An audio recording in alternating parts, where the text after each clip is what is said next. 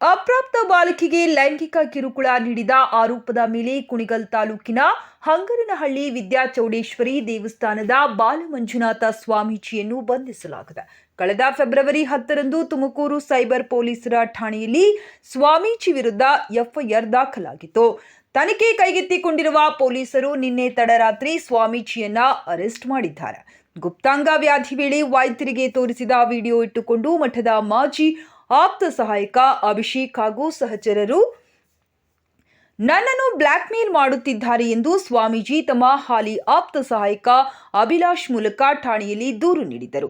ಈ ದೂರೇ ಬಾಲಮಂಜುನಾಥ ಸ್ವಾಮೀಜಿಗೆ ರಿವರ್ಸ್ ಆಗಿದೆ. ಪೊಲೀಸರು ಅಭಿಷೇಕ್ ಮತ್ತು ಆತನ ಸಹಚರನನ್ನು ತೀವ್ರ ವಿಚಾರಣೆಗೆ ಒಳಪಡಿಸಿದ ನಂತರ ತನಿಖೆ ಸ್ವಾಮೀಜಿ ಮಠದಲ್ಲಿ ಅಪ್ರಾಪ್ತ ಬಾಲಕಿಗೆ ಲೈಂಗಿಕ ಕಿರುಕುಳ ನೀಡಿದ್ದಾರೆಂದು ತಿಳಿಸಿರುತ್ತಾರೆ. ಅಂತೆಯೇ ಅಭಿಷೇಕ್ ಕೊಟ್ಟ ಮಾಹಿತಿ ಮೇರೆಗೆ ತುಮಕೂರು ಜಿಲ್ಲೆ ಹುಲಿಯೂರು ದುರ್ಗಾ ಪೊಲೀಸರು ನಿನ್ನೆ ತಡರಾತ್ರಿ ಮಠಕ್ಕೆ ತೆರಳಿ ಬಾಲಮಂಜುನಾಥ ಸ್ವಾಮೀಜಿಯನ್ನ ವಶಕ್ಕೆ ಪಡೆಯುತ್ತಾರೆ.